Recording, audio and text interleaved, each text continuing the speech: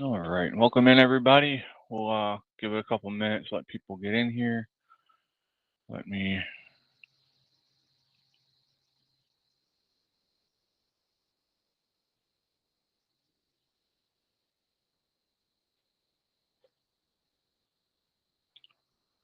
Go share this link here.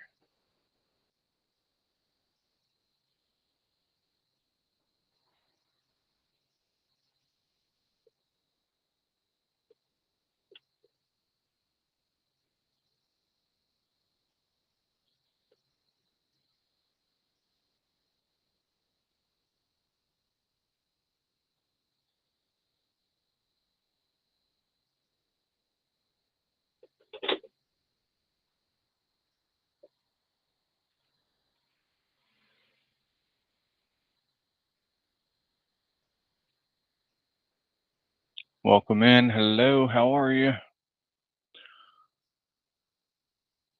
Hi, Joy. How are you? Good to see you. We're going to get started here in a couple minutes. I just want to share this out to as many people as I can.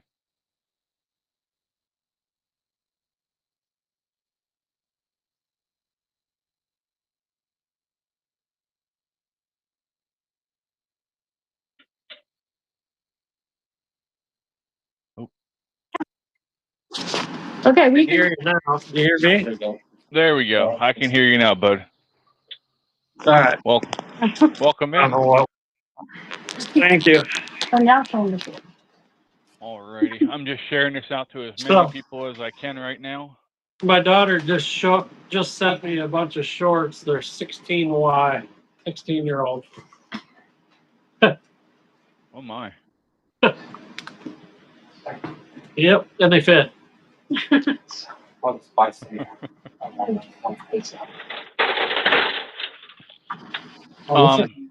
Sorry about that.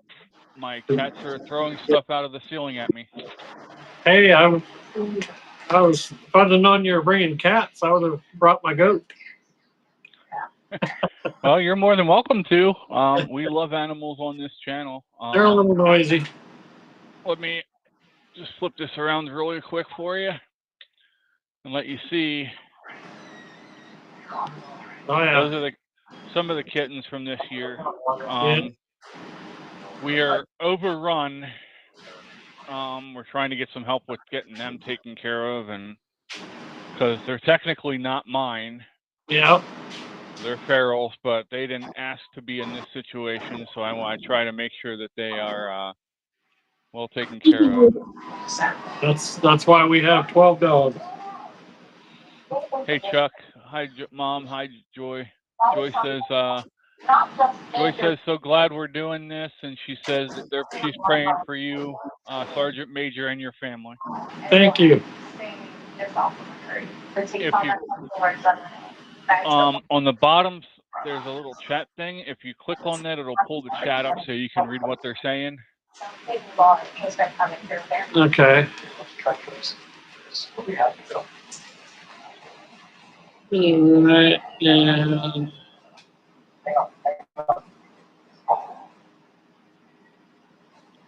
Jody's my mom. Okay. Yeah, I'm doing pretty good today. It's kind of a. I'll do fairly well maybe one day, and then the next day it's like it catches up with me. I think when I feel good, I think I have a tendency of doing too much. I completely understand that, sir. I do the same thing. Let me see here. I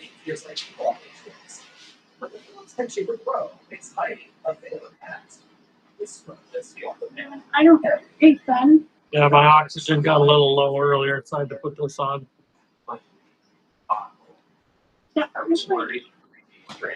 We do what we got to do, right? Yep. How do I get out of this? Sorry, I'm not legitimate. I have to ask my friend. It won't do it.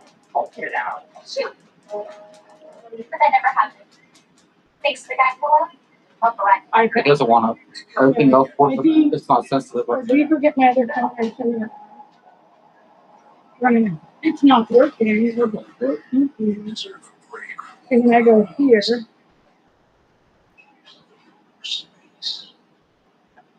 Thank you for the prayers. And the best part is that this will be up and we can share it out even after we're done. Okay. People can still come and watch it and learn and, Sure. and get your story. Yep. And if you have any friends that are in the same situation you are, and they would want to do an interview, please, I'll do the same for them as well. Okay. Here,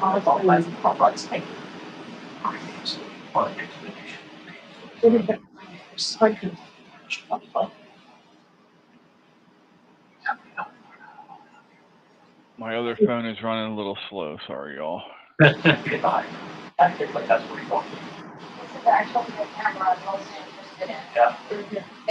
me check the chat here real quick.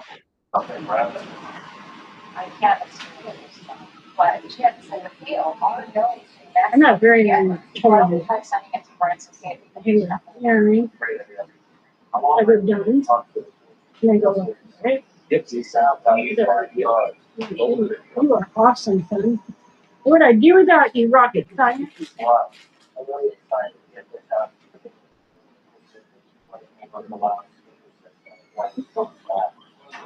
Alrighty.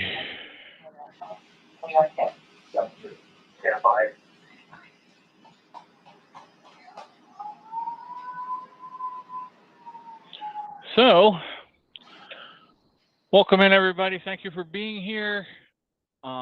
As always, I am Sasquatch, aka Chris. I am joined today by Sergeant Major Gary Kriesel, right? Am I presenting that? Kriesel. Kriesel, I'm sorry.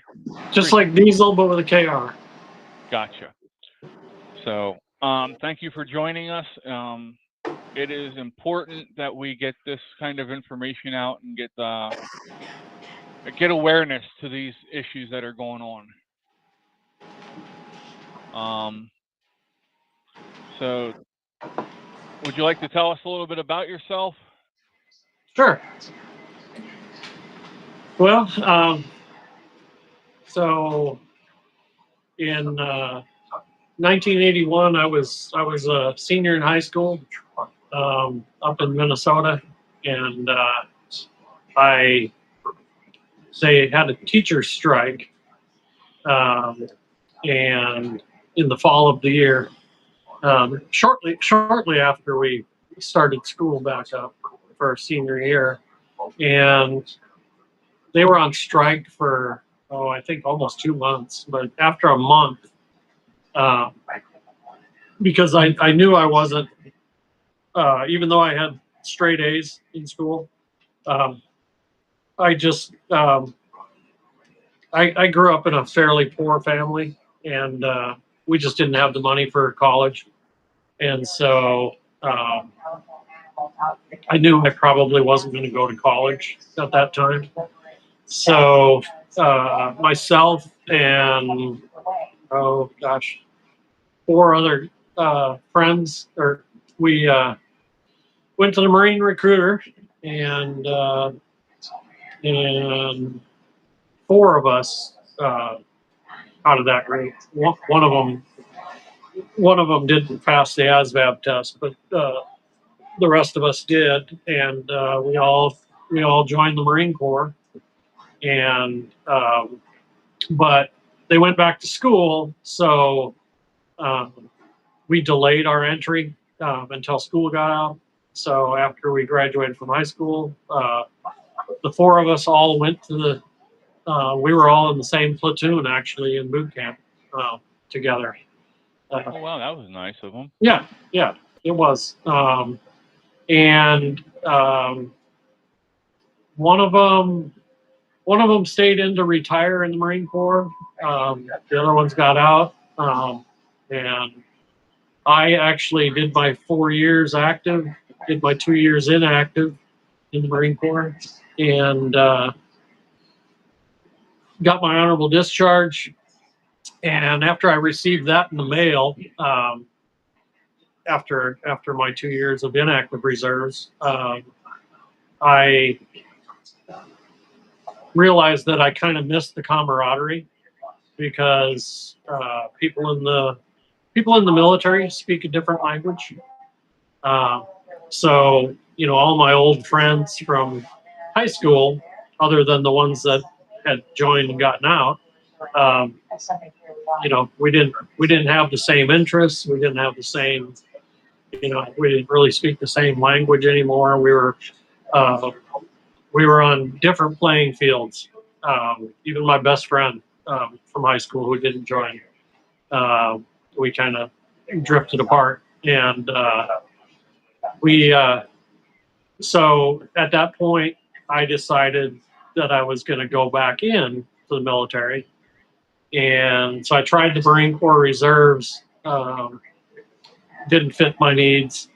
So I checked into the Army, and they got me into military intelligence in the reserves. And then in 1995,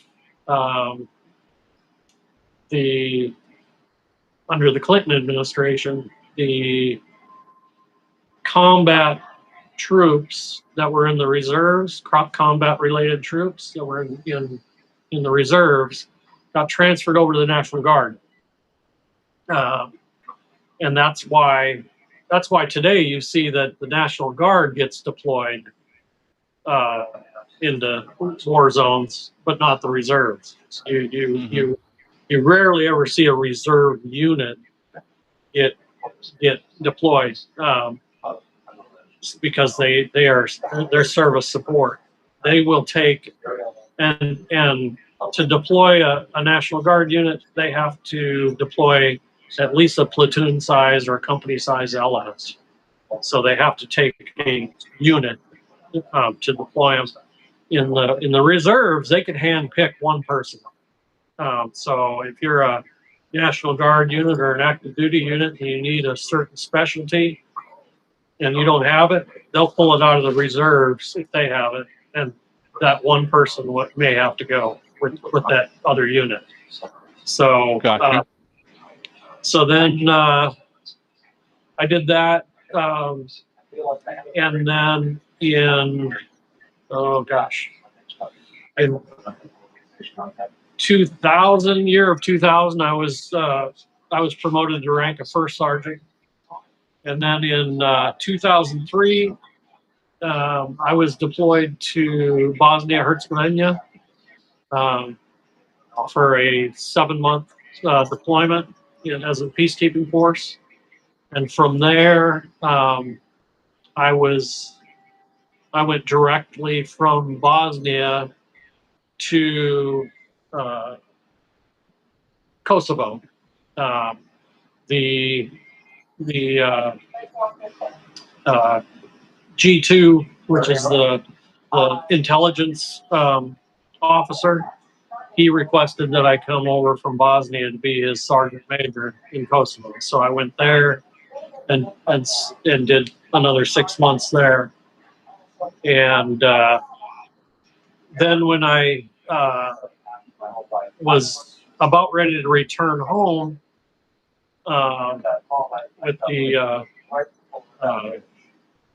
with that unit, I found out that my job specialty the Army decided not to have that job specialty anymore. So I was told I was going to Fort Huachuca, Arizona to become a drone operator. So I was going to be taught how to fly unmanned airplanes. So at that point, I did that. That was 6 months. Upon getting that MOS, I ended up deploying to Iraq because they needed people over there, and so I was assigned as a first sergeant for a military intelligence company, and we were assigned in Balad, Iraq, at the Joint Intelligence Center, and we ran that. And so I spent. It was initially supposed to be 12 months, but then under the Bush administration, there was the push where they needed more forces. They did a surge, and so everyone at that time that was in Iraq got extended. So my unit ended up doing 16 months total in country. Oh wow, that's a long time. Yes, and then basically once I came back from Iraq, I initially went back to Minnesota, but then I was offered a job in Fort Huachuca as a civilian contractor to teach the unmanned aircraft.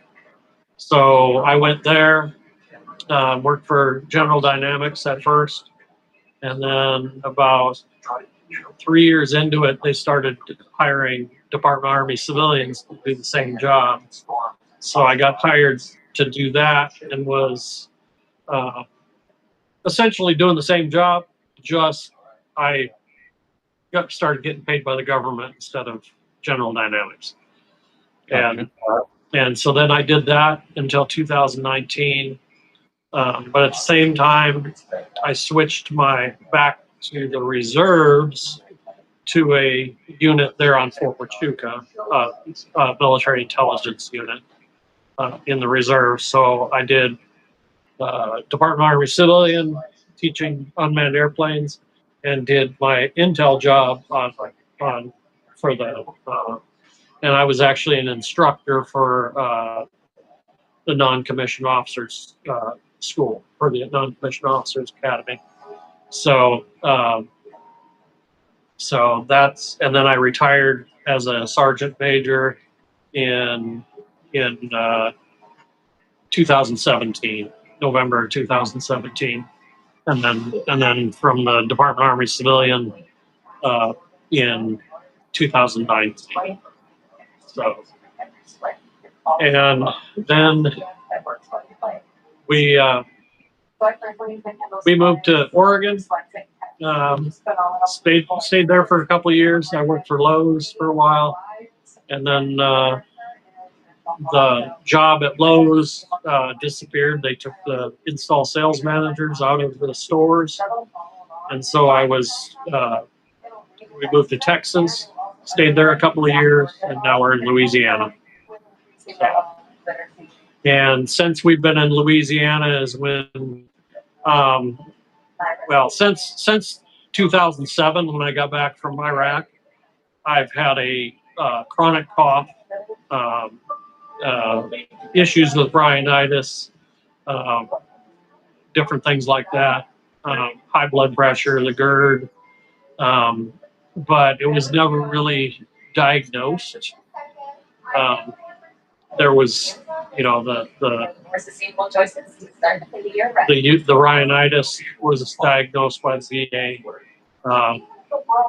but one of the issues with the VA is when you first return, you get, I think it's 6 months or a year where the VA will treat you, and then after that, unless they find a service-related disability, they don't treat you anymore.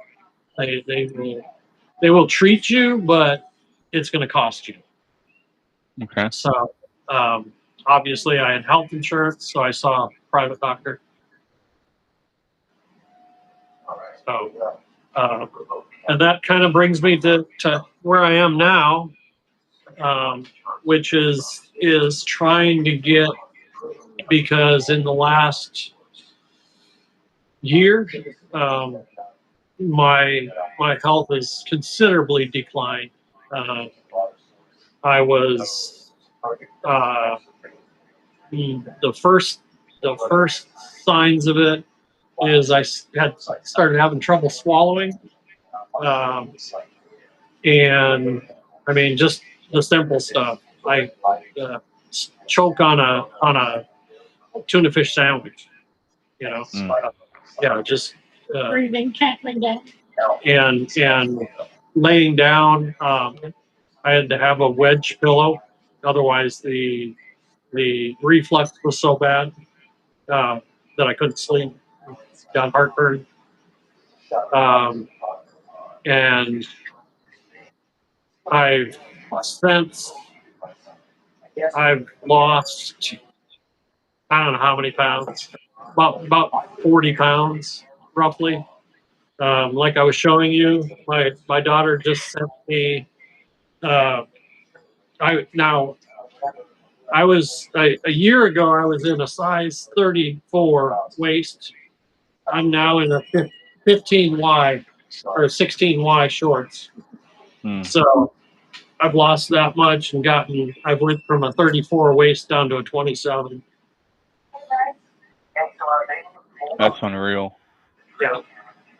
And yeah, and it's most of it is you know, everything that I eat just goes out. I haven't had a good form stool in a year. I'm sorry, bud. Yeah. I can't imagine. Well, that was in the same area where So something right past now me. I know a lot of this.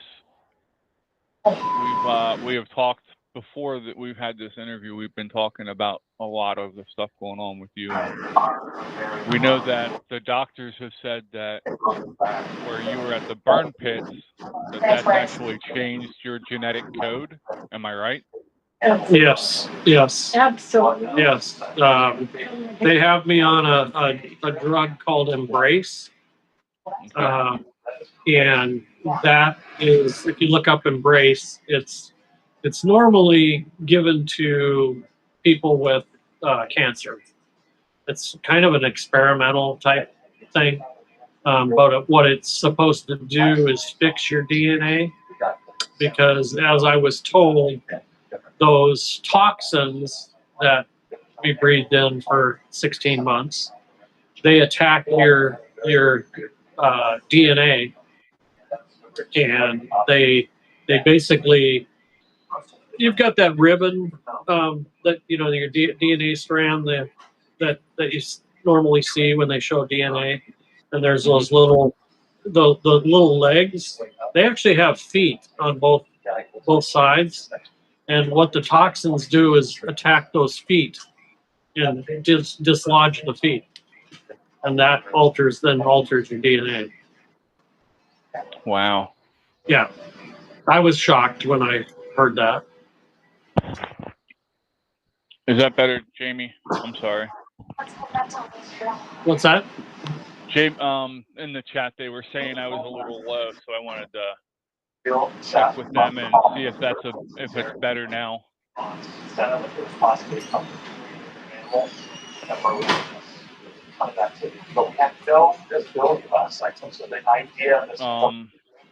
All About the Alternative said that she wasn't aware that it did that, so that's good. We're reaching people who don't know something, and we're teaching them something new today. So that's Yeah. what we're here for.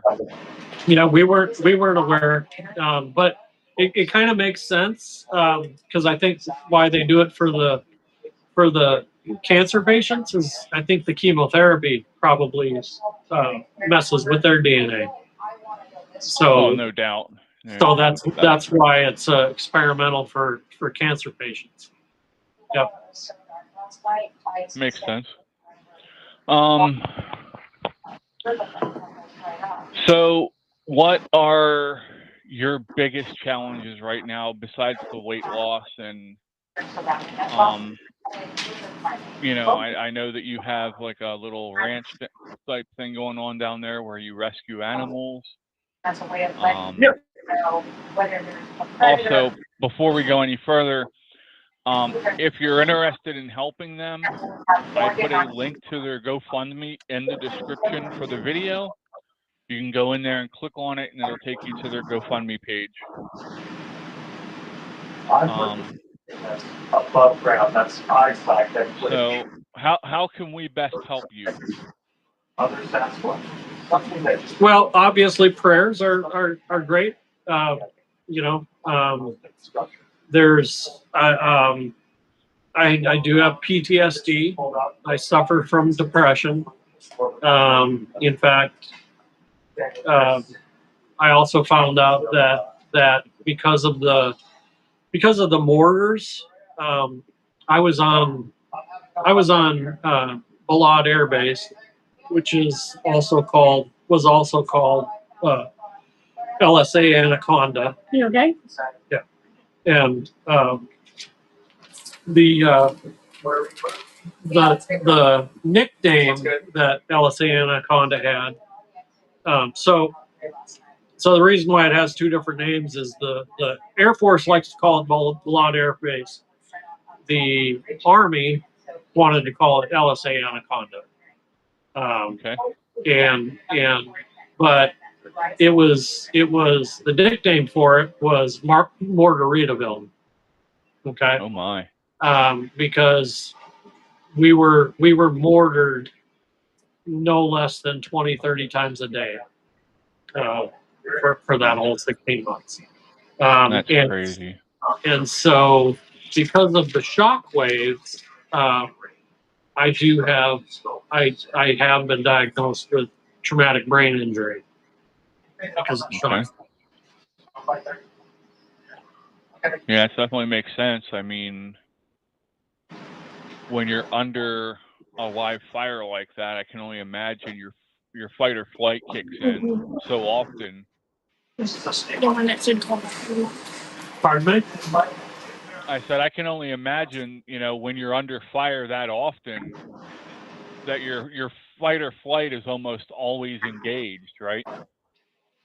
Yeah, it at first, and then to be honest with you, after a while you get numb to it, and it doesn't really affect you, or at least I would say quite a few of the soldiers, it doesn't affect them so much.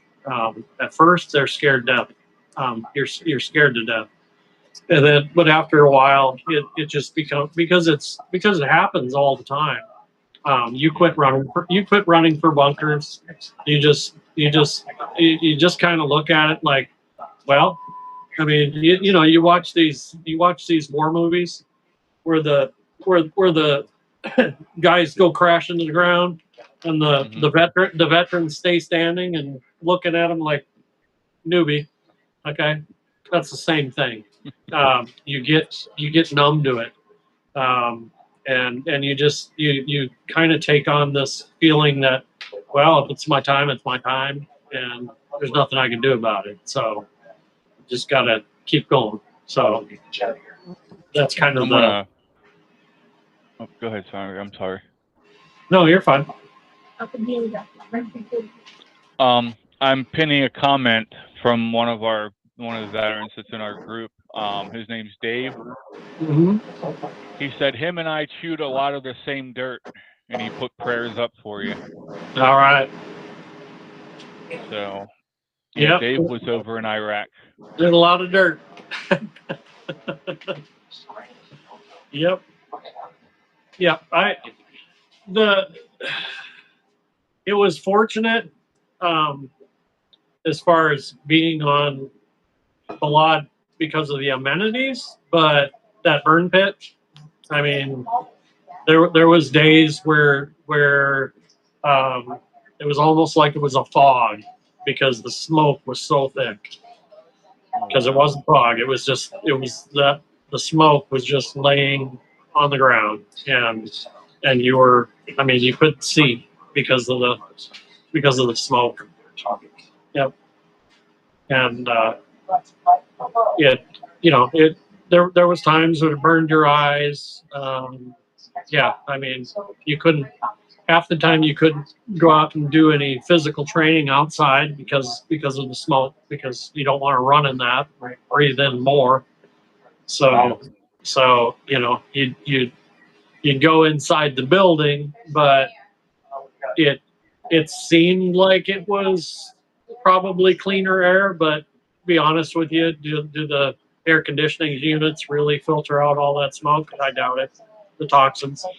It just looks better. So It might have filtered out a little bit of it, but you're still Yeah. going to breathe some of it in. exactly. So, but yeah, I got really. So the VA, we kind of quit going to the VA, mainly because of my beautiful wife. So I was seeing a I guess he was a social worker, crisis. He was a crisis counselor, and he. My first meeting with him was face to face, and we kind of talked over things, and he at the end he said, well, you're very depressed. I can see that, and I can see that you probably have signs of PTSD. And so I'd like to talk to you again in a month. And so we set up a video call. And 1 month later, we did a video call. And to be quite honest with you, I'm never going to get that hour back. It was a waste of my time. We sat on a video call at 7 o'clock in the morning, and he never looked at me. He was looking at his computer the entire time, and he would only talk when he realized that I wasn't saying anything. So if I stopped talking for long enough, then he would say something. But he was clearly, I mean, like I said, I was military intelligence. He was clearly got in at 7 o'clock and opened up his Facebook or his emails, and he was checking his emails for an hour. And so then we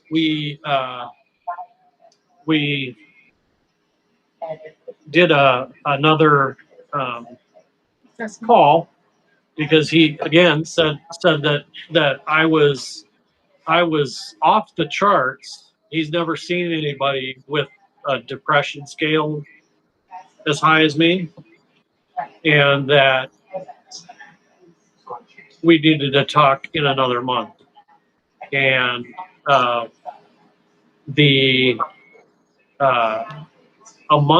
almost a month went by, and I got a notification from the VA that it was canceled, and they were rescheduling it for another month.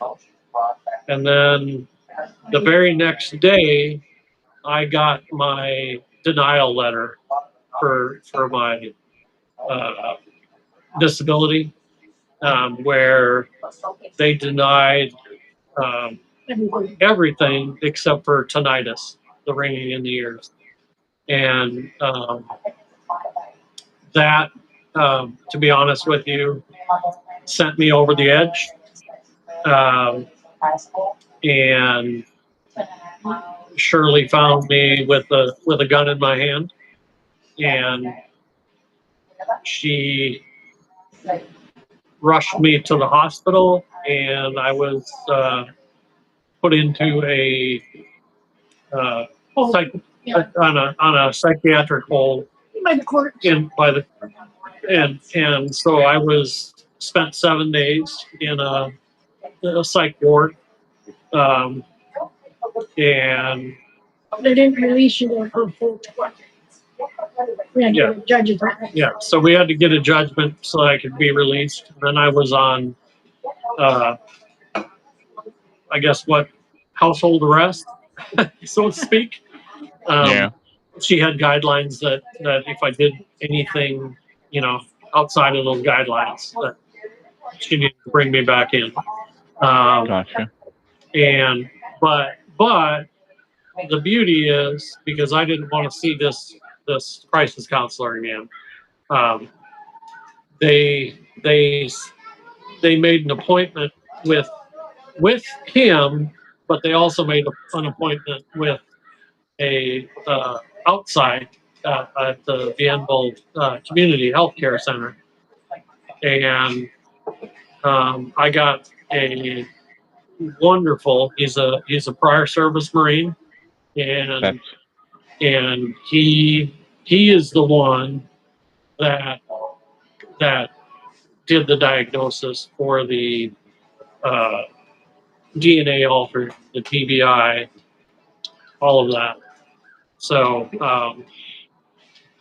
yeah, so that well, got me kind of on the right road. And then at the same time, I also got a new primary care physician because my VA doctor, I have my blood pressure goes high and then bottoms out, high and bottoms out, to the point where it's been as high as 230 over 190. ooh, And believe it or not, I function okay when it's that high. I walked into the emergency room if it's that high, and I would think that would feel like your heart's almost about to explode. I don't feel anything, and I get very very flushed and get a headache, but as far as I don't feel like my heart is beating out of my chest. So anyway, so I was the VA doctor put me on some medication for blood pressure, and it wasn't doing it. It kept having these huge spikes, so I ended up back in the emergency room, and the local emergency room told me that I needed to get with my primary care to increase my medication. So in order to do that, I had to go to the emergency room at the VA. They upped my medication and then scheduled an appointment with my primary care for 3 days later. So we showed up to the VA, and it's an hour drive, a little over an hour drive for us to go to the VA. And we got to the VA, and this is a doctor who's in Houston, but he's on a call. He's doing just like we are now. And he looked at me and said, "Your blood pressure's kind of high. Are you on any blood pressure medicine?" And I said, "Yeah, that's what I'm here for. You prescribed it 3 months ago. 3 months ago, and it's not. I need more. It needs to be increased. That's why I went to the emergency room and they increased it." Yeah. Oh, okay, I see that. That's when you're going. And when that happened, my lovely wife said, "Grab your shit, we're out of here." I don't blame her. That's ridiculous. He's Yeah. the one that prescribed it. Your And chart's didn't right know. in front of him, and he's sitting there going, he doesn't know what the hell's going on. Yep. I would have been pissed. Yep. So that's when we decided, you know what, we're done. So, and have a wonderful, wonderful, wonderful doctor at the Bienville. The only thing with it is TRICARE. I mean, I'm on 9 or 10 medications. 15 is it now? Yeah, it's a lot. And TRICARE covers some, but not all. It's where they deem. Yeah, it's what they deem, and even the VA. I get my blood pressure medicine because they denied my claims, and the burn pit. If you research burn pit, that is one of the symptoms that comes from the burn pit is the toxins can raise your blood pressure. But because they've denied that it's service related, I get a bill for the prescription from them, the ones that they were given. So I sent something to Miss Shirley earlier, and it made me, because I looked some stuff up, and it made me question why you're getting such a hard time here. Because let me pull it up here real quick. Sorry, I don't have it up just yet. I think the But- media shut it down because Gary talked about the incinerator that he was told not to use during Balad. So that's why the media shut it down. Well, I'm not the media, so I don't give a shit. We'll talk about whatever we want to here, you know? Yeah, because as Shirley just said, the incinerator, that's the sad part about this whole thing. And all so Balad had 30,000 troops and 20,000 civilians on it at any given time. It was a huge airbase. And it was Army, Marine Corps, Air Force, maybe a couple of Navy, but not very many. And there was, I mean, they burned everything. Anything that you can imagine that becomes waste on that base got put in the burn bin, including hospital waste, because there's no place to take it. You just put it in the burn bin and burn it. I read that they put like spilled jet fuel in there. JP, like when they clean that up. That's how they would get it to start. Yes. JP. JPA. And that it's aware. And there was when we got there, and of course, like I said, I was a first sergeant, so obviously the higher ranking people tend to get the briefs that the lower ranking soldiers don't necessarily get. And one of the things in the brief when we got there was the fact that there's the burn pit and you're going to get sick. And they told us in Kuwait before we ever went to Iraq that you would get sick. But we were told there is a brand new incinerator, and I was even shown it. But they said we're not allowed to start it up because the wrong federal monies were used to build it. And there was also I think 2 chow halls that were brand new that they never opened because they had same issue. Okay, how hard is it for them to allot the money and replace it with at the funds that they use? That makes zero. Never mind. Okay. Government never makes sense. Yeah, and so how long does it take them to approve the budget?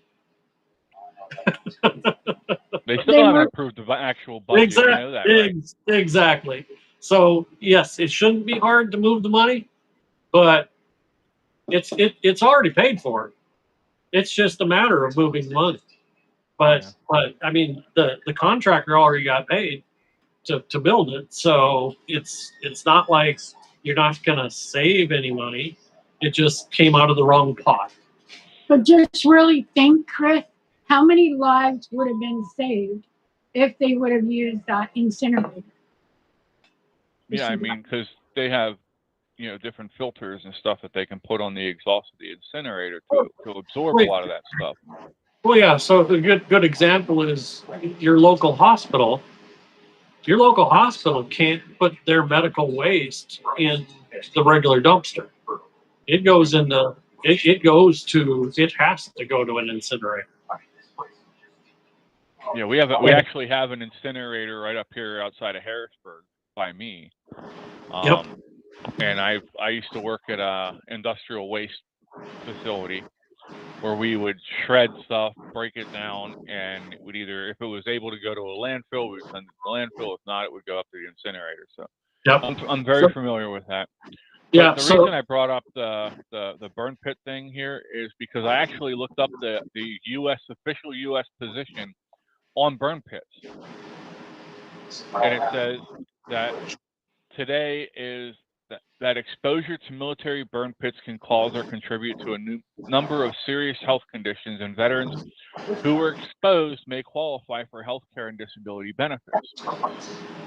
And it says that as long as you can prove that you were in an area where they had a burn pit, you're supposed to be covered under this under the Sergeant First Class Keith Robinson honoring our promise to address comprehensive toxics Act. Yep. So it's called the PACT Act. Okay. Mm-hmm. And so you go into the VA, just step foot into a VA. You'll see signs. Talk to us about the PACT Act. You know, blah blah blah. You know. So of course, you know, my first time I went to the VA here in Louisiana, you know, I said I would like to be looked at for the PACT Act, right? So that should mean that you start doing these tests, and that would then turn into a disability, correct? Yeah. No. So if you don't ask, if the soldier doesn't actually put in for that as a disability, and you have to put in, and it has to be worded the way the VA wants it to be worded. And how many times did you go into infirmary? And the biggest issue with a lot of people is, especially those of us that are old school military. You know, you join the Marine Corps, you don't go to sick call. You know, you suck it up, and you don't go to the sick call. But the people that went to sick call all the time, they're the ones that get the disability because it's documented in their military records. So it's a game of cat and mouse. If you don't word it, because and here's the other thing is there's VSOs, the veteran service officers. Okay, well, they don't work for the VA, they work for the state. Okay, and you're supposed to go to the local VSO for your parish, county, whatever. That's who you should be going to. The VSO in my area, I set up an appointment with him and went and saw him, figuring he was going to help me. And he just looked at me and said, well, here's where you go. Go ahead and file for it yourself. They're supposed to help you fill out the paperwork and stuff. Even I know that. Nope. This guy was too lazy. Yep. Now, did you check with your, like, do you have a local American Legion or VFW that might help you with filling that out? I don't really know of any around this area. I just found out, and I have an appointment. I think it's in August, with a VSO that's in Bossier City. And I've been told that they're very good, but there are a lot of people that are recommending that I get a lawyer involved because it's, yeah. You know, it's, well, I did recommend a lawyer, but apparently I'm being told they haven't got back to you. So I apologize. I'm sorry that I was told they were a very reputable and very good lawyer. That's the only reason I suggested them. But if we can be of any help, let us know, and we will help you find any resources that we can help you find. Bring up our box. Yeah. Yeah, we to be honest, with all the medical bills and whatnot, we wouldn't be making it. You know, my military retirement, half of it goes to my ex-wife, and that's the other thing too, is is so now right now the VA has they've acknowledged that I have issues with the toxic burn pit. But it's not service related. But they're giving me 10% for what was it? Oh, they just acknowledged that 2 weeks ago. Obstruction restricted airway. For the obstruction restrictive airway, I'm getting 10%. And then of course the 10% for the they haven't even started paying me yet. And so how that works though is because I'm retired from the military, and because I was reserves, I started drawing the retirement when I turned 60. The VA is going to be paying me 10% or 20% of my pay, which is like $340. But at the same time that they pay me $340, they're going to take $340 out of my retirement. So it's like a Ponzi scheme. Yeah, so so they're going to give me disability pay. The only difference is the disability pay is non-taxable. Oh yay! So it's our daughter. Sorry. So pretty much our daughter keeps us afloat. She does everything she can to keep us afloat. And that's because we rescued these animals. We have rescue animals before I got sick, and I can't just because they didn't ask for it, and so I have a responsibility to these animals. So I have to, if I have to go without, then just to provide for the animals, that's what I'll do. So well, we'll try and make sure that doesn't happen. And thank you, Chris. I want to thank Chris though, is that when we weren't eating, you delivered food. Yes, you did. Thank you. Thank you, because we went without food for a couple of weeks. Let me be clear here.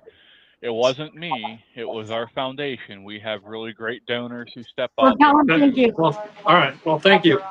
Thank you. So I'm just the face of it. Yep. Yeah. So I mean we're still plugging away at it as far as the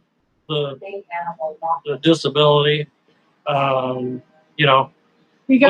it's the game. To be honest with you, it's the game that the VA plays. The VA is very they want you to if you don't have everything perfect, they're not going to give you it, and so unless you get that, and a good VSO can usually do that. So I'm hoping that this other one can maybe get us something, but from what I understand, a good VSO has been around enough that they know exactly how to word things. Exactly. The VA accepts it now. Exactly. And that's what we're hoping for. My cancer. So we're stuck.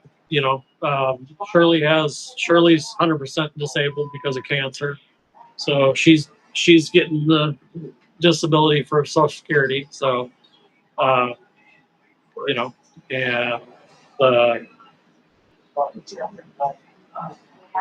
do want to read a comment that's in the chat here from Rachel. Rachel says this has got to change. The health system is neglecting the veterans, really all of the American people. Veterans make up over half of the U.S. population. Yep. And they don't care. There's a saying, and if anybody wants to go to my page, there's a book, and I want you to tell your people that. It's called Deny, Delay, and Hope You Die.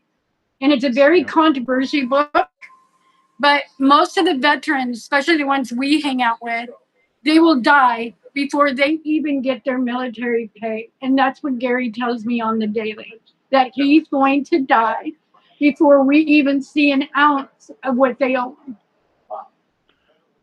And that's not right. And I've heard the same thing from a lot of my veterans that I work with. And it's true. You know, I mean, I look at, you know, actually, it happened when I was I'll just say incarcerated. when I was in the mental hospital, that same time that I was in there, there was a counselor, I believe in Georgia. Was it Georgia? Oh, in Jasper, Georgia. In Georgia, Mm-hmm. that a veteran went in there and because he was pleading for months. Because he was pleading for help, and he went in and shot the counselor, and which is sad. But the sad part is this poor veteran was pleading for help, and instead of taking his own life, he decided to take his counselor's life because. And if that counselor was anything like the one that I had, it wouldn't surprise me because I was fed up with this guy. You know, I just wasn't at a point where I was going to do anything like that. But, yeah. I mean, I know that we've discussed. We have a Discord server that people can join. We share all kinds of veteran stories, news articles. There's survival stuff in there. You can share funny videos, memes, all that stuff in there. But we've been discussing in there where there's like an epidemic right now of not just veterans, but active duty service members who are going to try and get help. Exactly. And there was one guy, I don't remember where it was. If Jamie's still in here, she might remember it. And he went there pleading for help. They denied him help. And he disappeared for over 48 hours.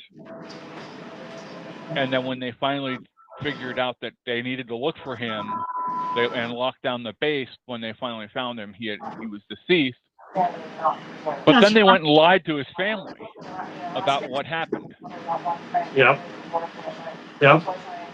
And, you know, one thing that I always preach, and I'm very adamant about, is, you know, I see so many people who are anti-veteran, they're anti-country, and I'm like, no, think about this. I said, you still love your country, you still love our veterans. If you want to hate somebody, hate the government that's making these bad decisions. Yep. Right. So. Yeah. Honestly, I'm sorry. Go ahead, bud.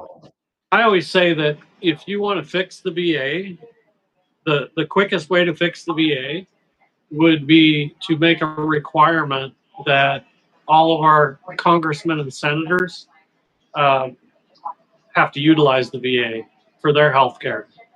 They would fix it in no time. Well, I mean, I have issues with the way Senate, the Congress people get paid as it is. Oh, I know. Yeah, I agree. I think they're all crooks. Yes, I think they become crooks. I don't think it's okay. It doesn't start that way, but I think they become crooks. My grandmother said that exact same thing. She said if they're not crooked when they go in, they're crooked when they come out. Yep. So, yeah. Agreed. And they shouldn't get money for the rest of their life just because they did 4 years as a congressperson. Well, and here's my thing now. We live in a digital age. They can do this shit from home. They don't have to go to Washington, D.C. and live there right now. And some of them do. And, you know, we're paying all this money for these stipends for them to to, but for housing, for vehicles, for all their travel. And yeah, I think it's so much of a waste of money in this time. Yep, I agree. So, Miss Shirley, Rachel said, "Oh my God, ma'am, I am crying with you." Yeah, it's like I was reading an article today that there's something where there's a bill in I don't know if it was the Senate or Congress for raising the minimum wage to $25 an hour, and there's big pushback because people are afraid that that's going to increase the automated stuff, because people aren't going to want to pay people to work. So yeah, I think. Oh, sorry. Go ahead. I think that if the real reality, that's like listening. It's listening to what our reality is. It's just not about me and Gary. We have lost 3 friends. We currently have one that is actively dying. And these are men and families. And it makes you think that I'm not too far behind, because at any given day, I'm at risk of losing Gary. And it's sad to know that good friends are passing away from the burn pit, and their families, like Kathleen, she's losing her home. Why should she have to lose her home? Why aren't we helping the veterans? That's why I go on TikTok trying with my daughter to get the word out. So when we finally got the news coverage, we were so excited that, yay, someone's going to listen. And then all of a sudden they were slapped with do not air, too controversial. And it's just sad. It's heartbreaking. Wow. And I think that's what I want people to take back with this, is that the families that are torn apart, families and struggling, like, how are we going to pay our mortgage? Because we got to pay this or that because the VA won't. That's what me and Gary do. It's like, how do we pay this and how do we pay that? And I mean, we just barely came up with, because he went to private care, TRICARE is being a little turd. So we had to come up with the money for certain medication, his oxygen, this, that. And I just think it's shitty that they put this whole financial burden on these families that are fighting for their loved ones' lives. I think it's just shitty. Period. It is. You're not going to get any argument out of me over it. I agree. They shouldn't have to worry. Kevin shouldn't be laying in a hospital bed right now dying. He's got a 16-year-old son that he won't see graduate. You won't see him graduate. And that's just so messed up. And do you think anybody cares? That's why I get so discouraged, is that nobody's listening. It's not their problem. Well, it is their problem, because these veterans, these military men and women, they have paid the price. And it's because of them that we have all these liberties and freedom. So it is a big deal. And see the big issue with the burn pit is the burn pit is going to affect every person differently. So, I mean, I know I've seen people that within 6 months of returning from Iraq, they end up with cancer and end up dying. And then others like myself, yeah, I had some minor symptoms here and there, but you can chalk it up to a lot of different things. Is it hay fever? Is it allergies? So, but with me, what it did was just gradually work, and is getting worse and worse. you know, now it's trying to stop that train from continuing to roll. So, and you know, some people like for instance, she mentioned this Chris. You know, it's given him cancer. So far, knock on wood, I haven't been diagnosed with cancer. You know, so but what you have is, but I have all these other issues that are, you know, just as bad. Doesn't have to be cancer to take you out. And I'm starting to my memory is starting to get affected. It's and there's days when I get up, I'll be fine, and then you know maybe an hour or so after I get up, it's the best way for me to put it is I feel like I'm in a fog. I feel dizzy when I get up and walk around. I'm nauseous, but I don't. You know, it's just I feel nauseous, and sometimes it passes. You know, within an hour or so, and then like the other day, it didn't. So she called the ambulance after about 4 hours of me still in the fog. We got him evened out. We went to the emergency room, and they evened them out. And they got things evened out. But you know they were concerned I was having a heart attack. Yeah, they just. Well, I can imagine it was scary. Yeah, and they couldn't really pinpoint exactly what it was. They gave me some stuff to you know take away the nausea feelings and stuff. But here's my beef. Seemed to help and got me home. But here's my beef, and I'm just going to say it, and I apologize. Every time we've reached out, and I'll personally message you because I'm not going to put them on blast. The first thing they say, well, does he have cancer? If he's got cancer, we can help. What does it matter? His lungs are so crystallized and messed up. It doesn't matter if he's got what you want him to die by cancer and not by the lung disease that he's got, or maybe what his esophagus, the Bartlett syndrome, where he can't swallow. Which one? So we run into that whole cancer thing. What does it matter what's killing my husband? It doesn't mean it has to be cancer. It doesn't matter that. It should be equal. I mean, if he's having all these issues, they should be concerned about that just as much as cancer. But here's the thing, right?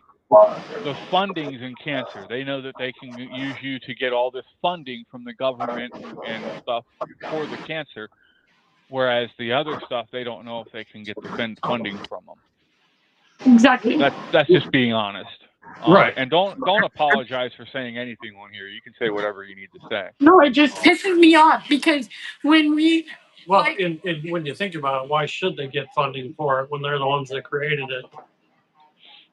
But when we've reached out for help, and I'll send you the people's names, and they're pretty well nonprofit people, and I have everything to back this up. Well, does he have cancer? Well, no.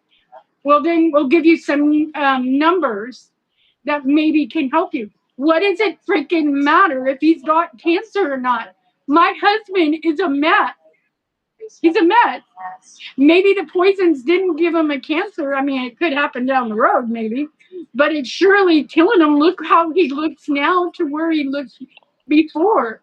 So that is the roadways that we get. And this, you know, this thing isn't. I mean, this burn pit was stupid, crazy as far as how they did it and how huge it was. But I mean, they've been doing stuff like this for years in the military. You know, back when I was in the Marine Corps,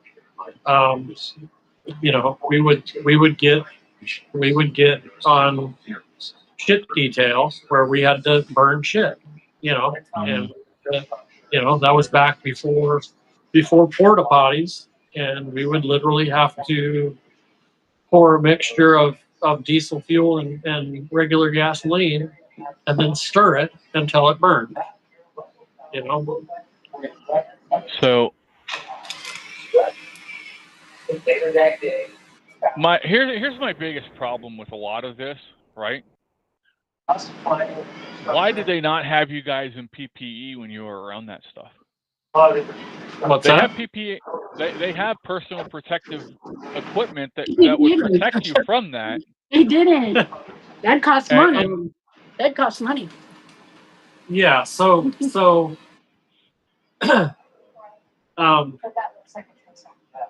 probably one.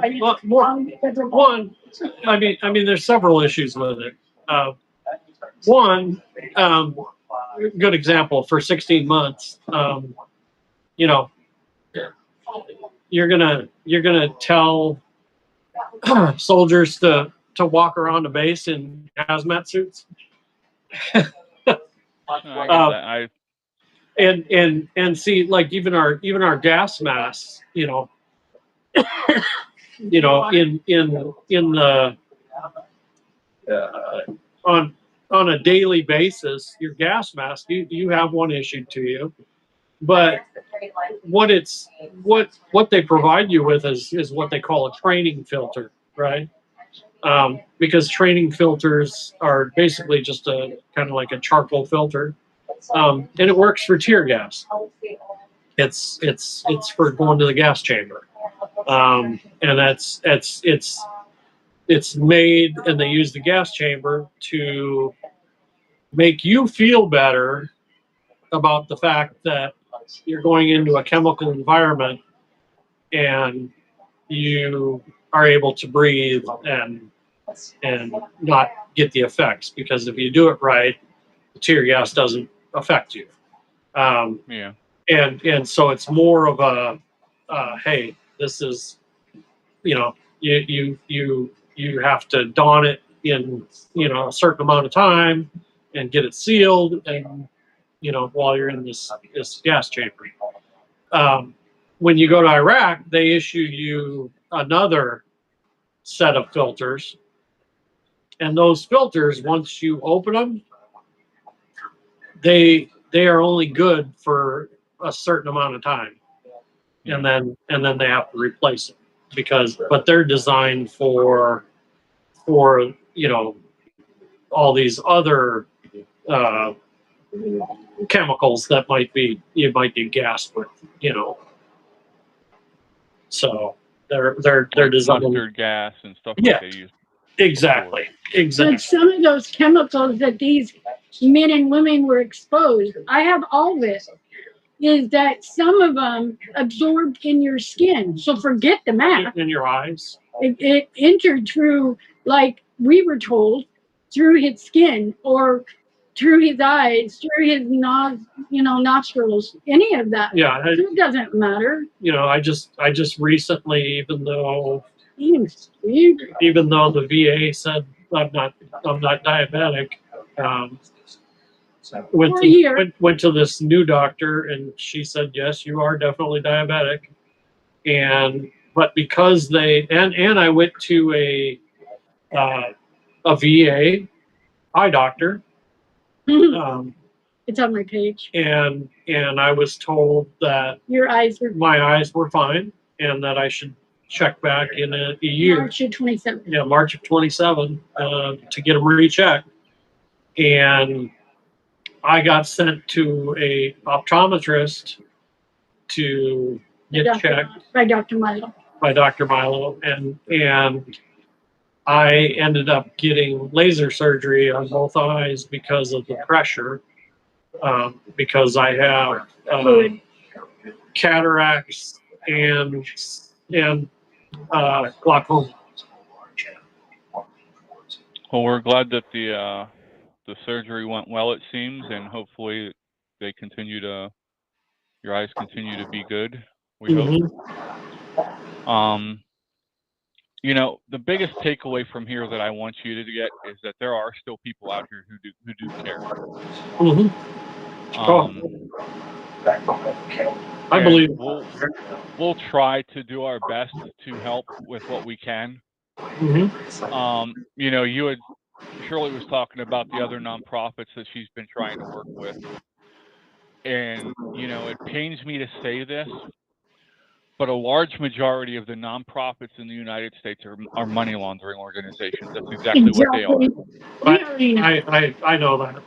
I know that. We spent all day Friday because that's why I'm very apprehensive about doing this, and you and I have spoke, not on video, that we've spoke before, and so I didn't have any issues, but we've done this a time or two and with other ones, and yeah, it's a waste of my time. And yeah, and it's and the other thing too is you get on some of them you get what I'd call trolls, and unfortunately, a lot of the trolls are veterans themselves, and they just for whatever reason they wanna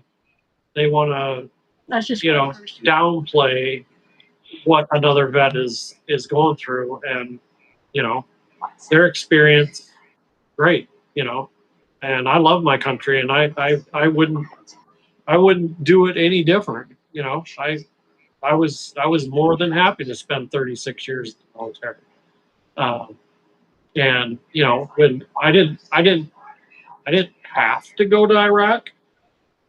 I had to sign a waiver because I had already gone to Bosnia and Kosovo. So I wasn't required to go, but I was the first sergeant for this MICO. I'm not going to send them with somebody they don't know into combat. So of course I'm going to sign, and why would you train all your life to go to combat and then not go to combat? That's like a doctor that trains. I have some comments I'd love to make about somebody in Minnesota who did exactly that. But oh yeah, the governor. Yeah. He was supposed to go to Iraq with me. He was supposed to be on my deployment. Oh, I know him. Yep. He's one of those that I consider a piece of shit, but Yep. So do most of the service members in Minnesota.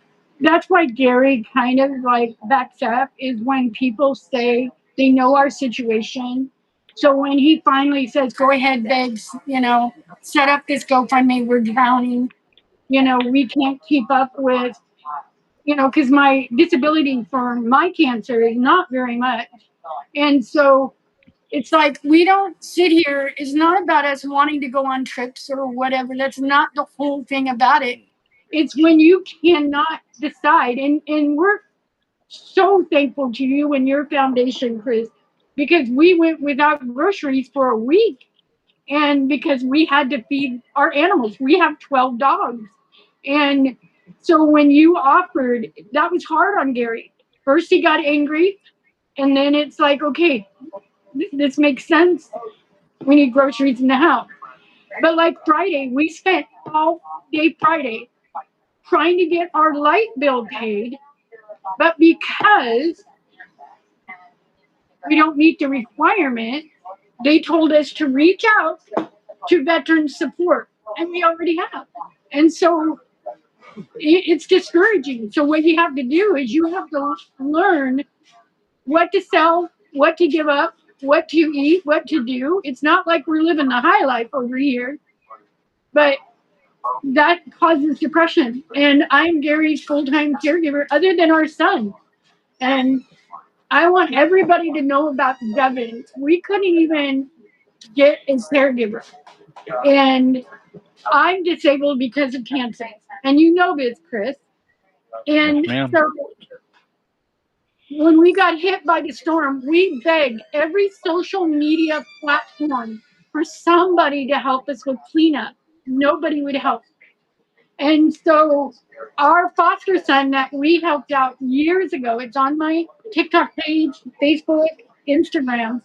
He called us up and he goes, Mom, is Dad really sick? And I said, he is.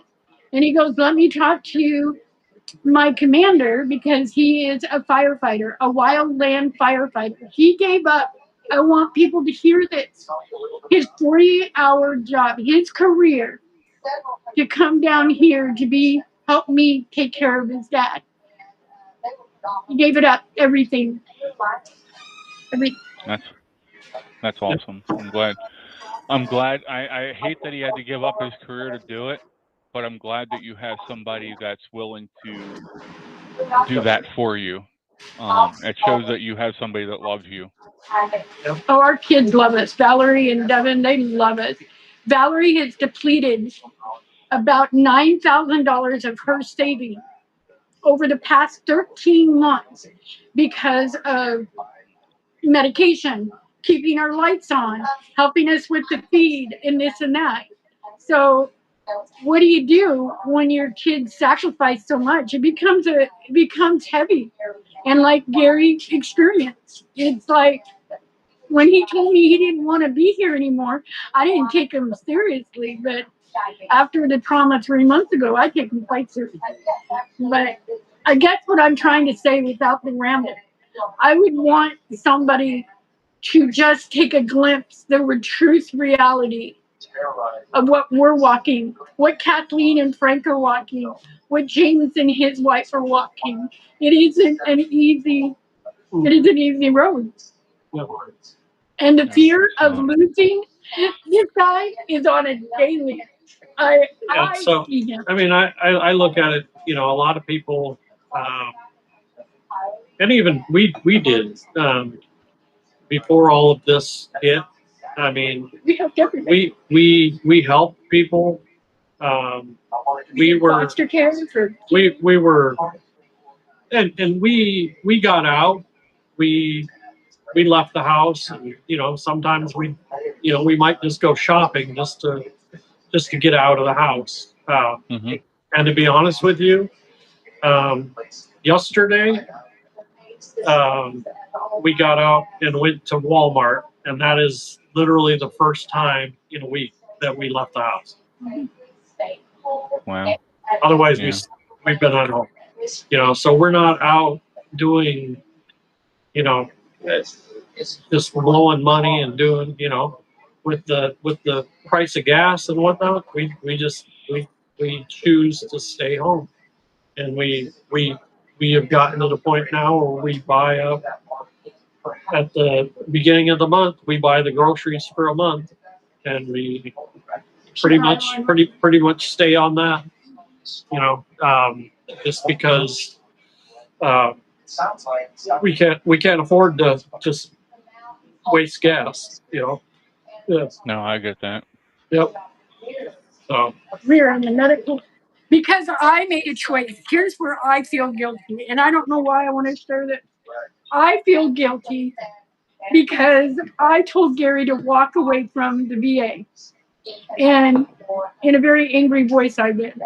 And by doing that, here's my dilemma. If we stayed with the VA, we would get shitty care, and they wouldn't know that he was diabetic, or they wouldn't know that he had blood pressure. I mean, I could sit here and tell you on a daily what these guys have done, but my guilt, and I want people to hear that, is that I told him, we need to get your shit and we need to get out of here. We don't need the VA anymore. That created more medical, more finances for us to bear. And I know that embarrasses Gary when we have to call back, or we have to figure out what to sell or what to do. And it's because I told my husband to walk away from the VA.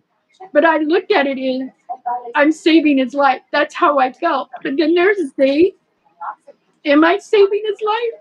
Because he's still getting sick. He's still sick. But because he doesn't have cancer, we're all good to go. Well, I get where you would feel guilty, but let me put it this way to you. He has a better chance now with the way that the direction that you went, right? Yeah. At a cost. And I understand the cost, and hopefully we can help find some help with that. I will definitely do my I've been looking at stuff and seeing what I can do.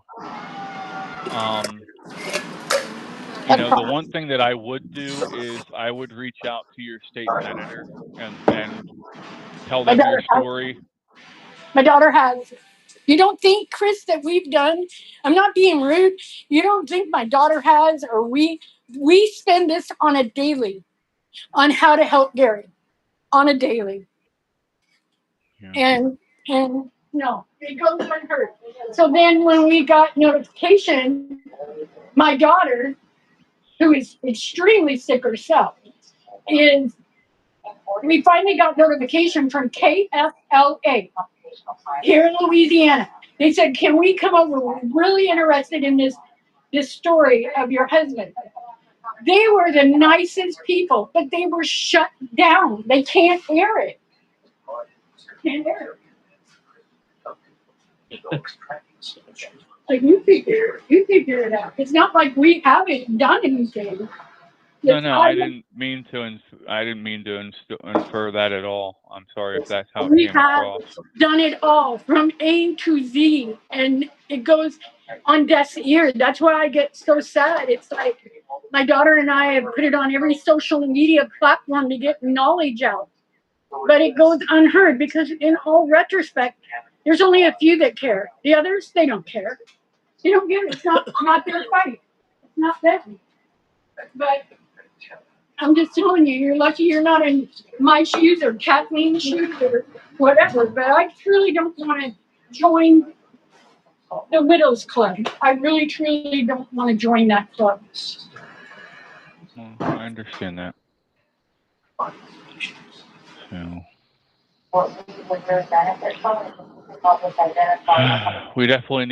Things definitely need to change, and we need to find a way to do that. Mm-hmm. I agree. I don't know what the answer is. Well,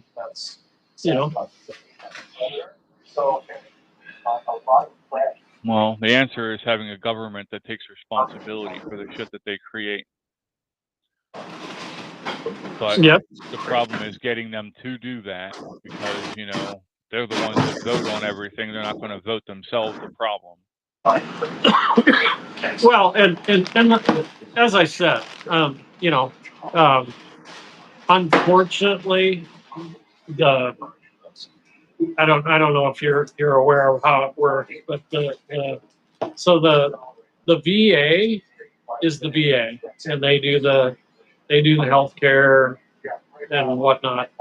The disability part is a completely different entity, and so literally, even when you have to get what they call a CMP exam, where you have to go speak, they're not a VA doctor. They bring in a someone else, but obviously they're people that are being paid by the VA to do the exams. So so they're very favorable to the VA. Yes, but it oftentimes, like I said, with the they're doing all these tests with the VA for the PACT Act. So, but unfortunately, there's no nexus to turn that into a disability. You'd think that when you're being seen for certain things at the VA, that those doctors then would say, "Hey, he's got this, he's got this, he's got this. That's part of the PACT Act. Let's grant him disability for it." No, because then if the veteran doesn't, so they have to diagnose it, get it in the records, and word it correctly in the records, so that then the veteran can say, this is what I have, and request the disability. The veteran shouldn't have to go through all that crap to be able to No, get I this mean disability. it should all be one thing. If you're getting the testing, why don't they put that in for you? Exactly. If you, But they don't. yeah, I know. They don't. Unless you ask for it, you don't get it. Just another example of how bureaucracy fails. It's that bad. Even the, I mean, the whole government is that way. Like I said, I was reserves at the end of my career when I retired. So obviously I wasn't 60 years old when I retired, but so I mean, obviously I did 36 years in the military. I'm pretty sure that the military, I'm pretty sure that they know what my birth date is. They know when I turned 60.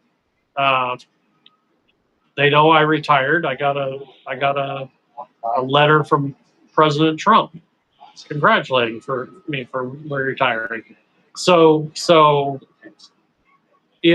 but here's the way it works. When I turned 60, if I didn't request to get paid, they just hold on to your pay. They don't pay you until you ask. You have to request. Yep. And so if and a lot of guys, that's what will happen is they'll turn 60 and then, hey, wait a minute, where I should be getting paid, and they don't, and then they check in this, and then find out, oh, you have to request it. So much dysfunction, man. So much dysfunction. Mm-hmm. Yep. And they don't tell you that. They just let you figure it out on your own. So that's one of the things that I've done over the years is educated people. Hey, don't forget, when you turn 60, you have to request it, because if you don't, you're not going to get it. And That's good information to know. Yeah, 6 months before, you need to put in your request so that you start drawing it when you turn 60. I will definitely write that down so I have. Yeah, because a lot of they encourage people to do a retirement seminar, but a lot of people don't do it, and that's where you find that information out. And if you don't do it, you'll never know it, that it's there. So another thing that I have an issue with is the way that they part ways with you at the end. I don't think they prepare you enough for your separation. Oh no, not at all. Not at all.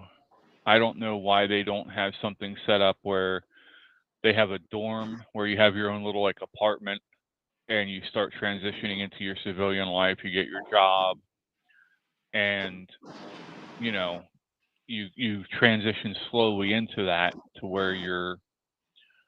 I think that would give them a better shot at. Oh yeah, especially the active duty people. They don't do it with the reservists because you've already transitioned. You're just doing, reserve work, so you're in most cases already have a job. But they don't. Yeah, they don't like when I got off active duty. Yeah, it was a 3-day. All they're doing is checking your records and make sure that you're good to go, and you buy a plane ticket and you fly home, and you enter the world. After however many years of being on active duty that you were. Yep. And there was no help to try to secure you a job. I mean, that's all on your own. And since then, I mean, I know they have some stuff now, you know, troops to teachers and different programs like that, but I don't know how many people actually take advantage of that. Yeah. You know, and the VA does have some stuff for schooling and whatnot. You know, I was fortunate enough that after years of